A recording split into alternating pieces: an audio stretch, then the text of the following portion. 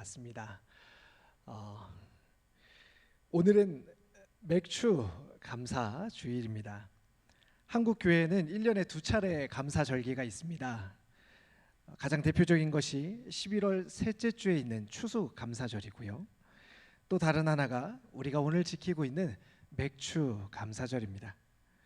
오늘은 감사절을 맞아서 감사에 대해서 좀 생각해 보려고 합니다.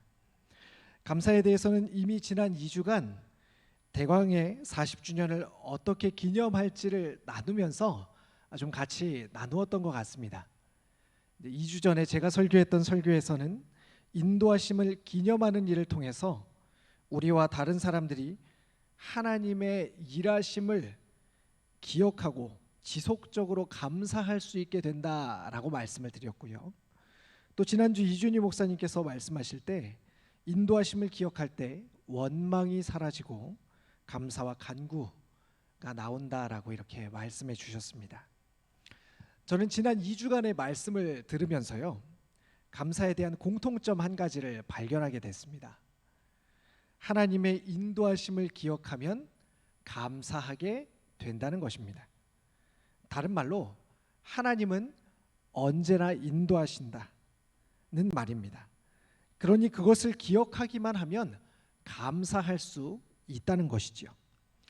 하나님은 항상 인도하십니다. 우리가 알든 모르든 구원받은 성도와 24시간 동행하시며 인도하십니다. 좋은 때든지 안 좋은 때든지 기쁜 때든지 혹은 슬플 때든지 푸른 초장이든지 또는 사망의 음침한 골짜기든지 어디에서나 인도하십니다.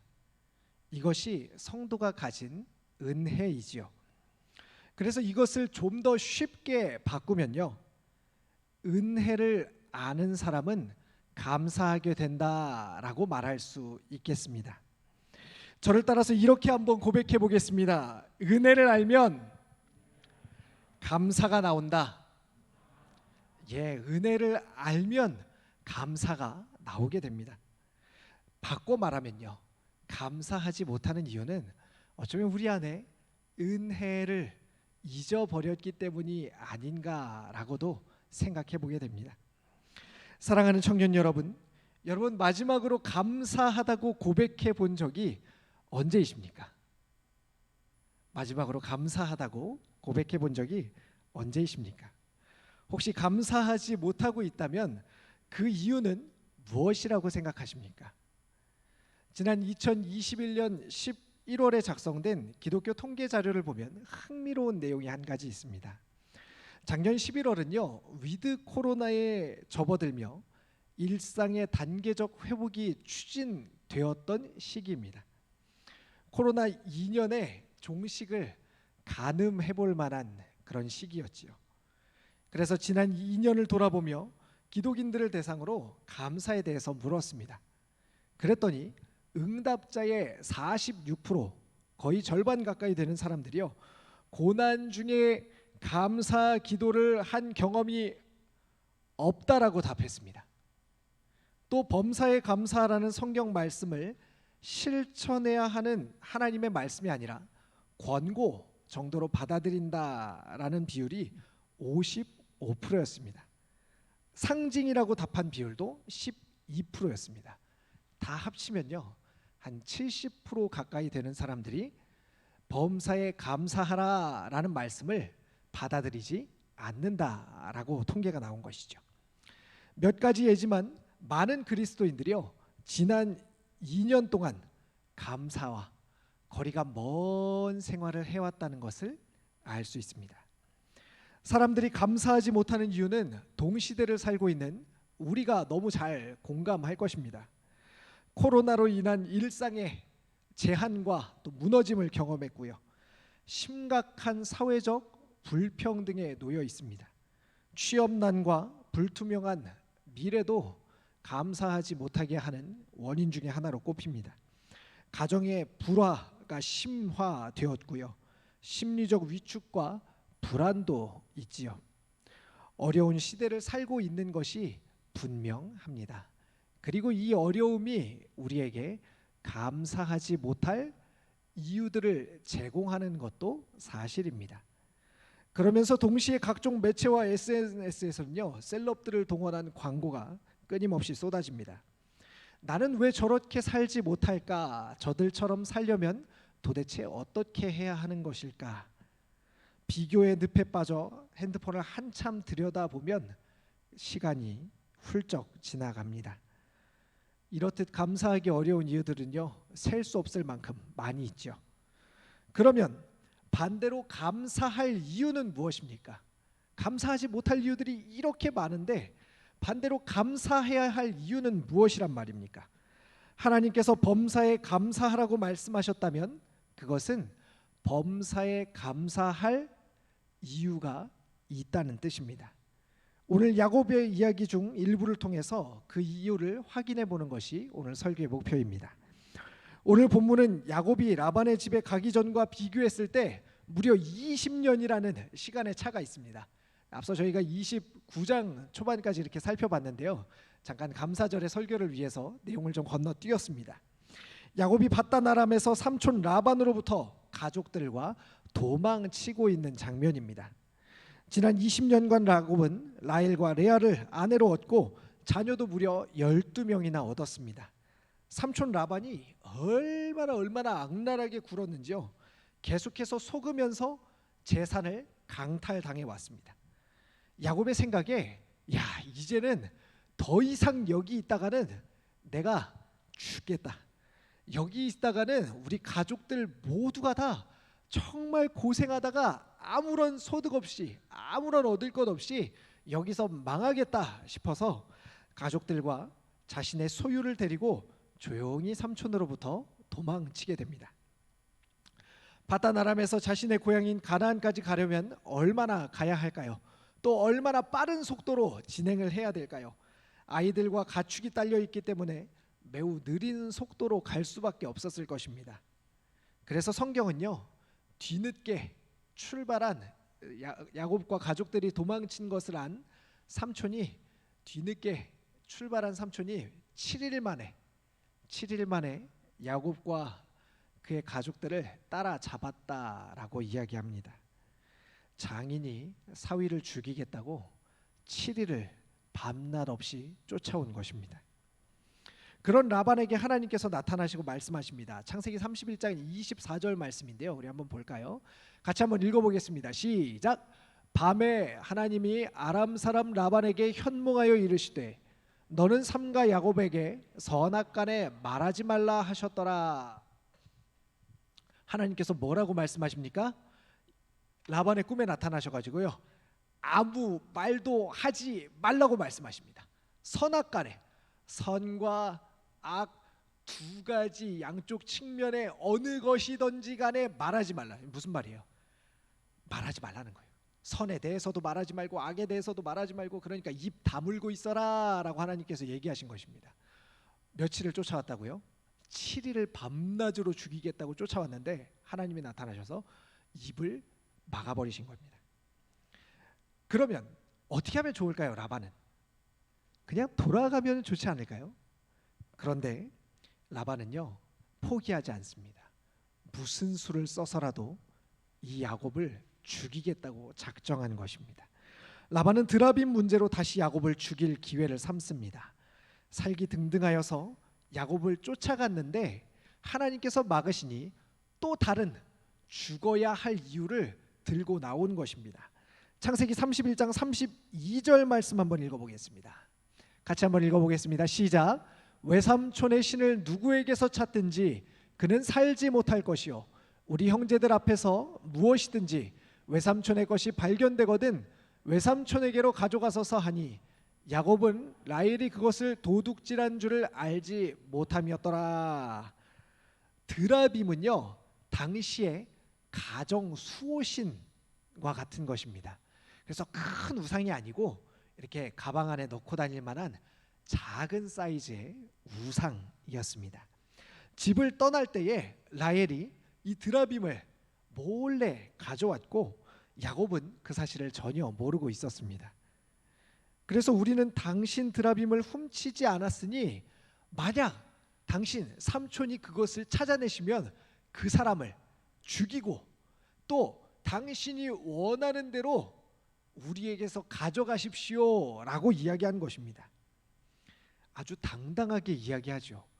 만약 야곱이 사랑하는 아내가 그것을 훔쳤다는 사실을 알고 있었다면 아마 이렇게 말하지 못했을 것입니다. 라헬이 기지를 발휘해서 낙타 한 장 아래에 드라빔을 넣고 깔고 앉은 뒤에 자신이 생리 중이라고 라반에게 이야기합니다. 고대 근동에서 월경 중에 있는 여자와 접촉하는 것은 금기 사항이었죠. 또 월경은 부정하다고 또 그렇게 여겨졌고 부정한 자를 만지면 부정해진다라고 했기 때문에 삼촌 라반은 라헬의 말을 들을 수밖에 없었습니다. 또 당시에 드라빔을 깔고 앉는다는 것도 매우 상상하기 어려운 일이었습니다. 우리 집을 수호하는 신을 자신의 엉덩이 밑에 깔고 앉다니요. 상상할 수 없는 일이죠. 혹시 여기서 라헬처럼 기지를 발휘해서 위기를 넘겨야 한다라는 식으로 이 성경을 해석한다면요, 본문의 의도와 전혀 반대로 가는 것입니다. 이렇게 위기를 넘기자 다시 전세가 역전됩니다. 오늘 본문이 바로 그 상황입니다. 왜? 삼촌이 잘 생각해 보세요. 나의 적이, 나의 상대가 막 공격해요. 근데 사실이 아니었어. 반대로 어떻게 되죠? 잘 됐다 씨. 이제까지 쌓아 놓았던 것을, 그 쌓았던 분을 삼촌에게 다 쏟아붓습니다. 자신이 떳떳하다고 생각하니 그동안 참았던 것들을 다 내지르게 되는 것입니다. 그런데 사실은 어떻습니까? 라헬이 숨기고 있는 것이지요. 야곱은요, 내가 이제까지 삼촌 집에서 20년 동안 봉사하면서 삼촌에게 내 재산을 강탈당하고 삼촌이 나를 속여서 아내를 삼게 하고 이와 같은 자신이 당했던 모든 것들을 삼촌 앞에 이야기합니다. 그러나 실상은 어떻다고요? 혹시라도 야곱이 내가 뭘 잘못했냐고 따지는 상황에서 드라빔이 툭 하고 떨어지기라도 한다면 어떻게 됐을까요? 아마도 라반은 그 자리에서 칼을 뽑았을 것입니다. 라헬을 죽이거나 재산, 즉 양떼들을 내놓으라고 요구했을 것입니다. 여기에는요, 우리가 기억해야 될 중요한 메시지가 담겨 있습니다. 하나님이 야곱을 덮어주셨다는 것입니다. 야곱이 잘나서 떳떳한 것이 아닙니다. 드라빔이 들통나면 야곱은 그 즉시 무너지게 되어 있습니다. 하나님이 덮어주신 것이죠. 우리는 하나님이 덮어주시지 않으면 당장에 산산조각날 인생들입니다. 그래서 우리는 이것을 은혜라고 이야기하죠. 도대체 하나님이 내게 해준 게 뭐가 있는데 감사해야 하냐라고 묻는 사람들이 있습니다. 굳이 하나님이 해주신 것을 따지자면 불평과 그 원망의 자리에 올 수 있도록 매일매일 생명을 연장시켜 주시고 먹을 음식과 마실 물을 주시고 입을 것을 주신 분이 하나님이시죠.